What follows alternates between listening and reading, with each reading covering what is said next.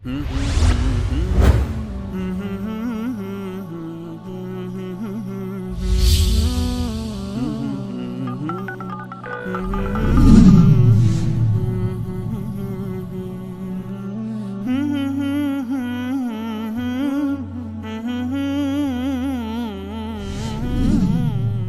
به شبکه وصال حق.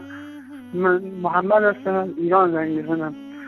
آقا واقعا این قضیه من یکی که مدیونشم، چون از دستی که تبلیغ و دروغ گفت، از دستی که دروغ گفت و شما شبکه وصال حق دروغ هاشو گرفتین، من یکی که دیگه خدا این حفظ کنه برای ما دروغ زیاد بگه، بعد ما لاغر مذهب دست همگی شما هم درد نکنه. یک اینا استدلال میکنن که یا ایها رسول بلغ ما انزل الیک.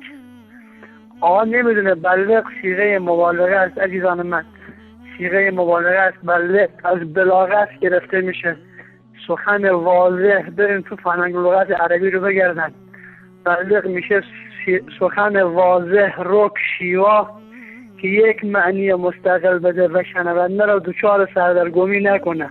نعوذ بالله. چطور پیامبر آمده بلغ کرده که یک کلمه رو به کار برده که 27 معنی میده. کلمه مولا 27 معنی میده. پس یا پیامبر بلغ نکرد که آیه در شأن علی نازل نشده و در آخر آیه میگه ان الله لا یهدی القوم الکافرین. سلام علیکم.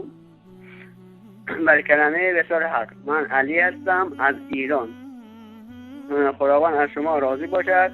من میخواهم به این شیعان برادر که اینا قبر پرست میکنن، اینا از خدا هیچ طلبی نمیکنن، چرا از مرده طلب میکنن؟ اگه این مرده ها میتونن خودشون از قبر دورن میکنن، مثلا فلان یا امام علی یا مثلا امام حسین. مگه خداوند من در قرآن کریم نگفته است من از شاه گردن شما به شما نزدیکترم؟ این پیام من برای تمام برادران شیعه است.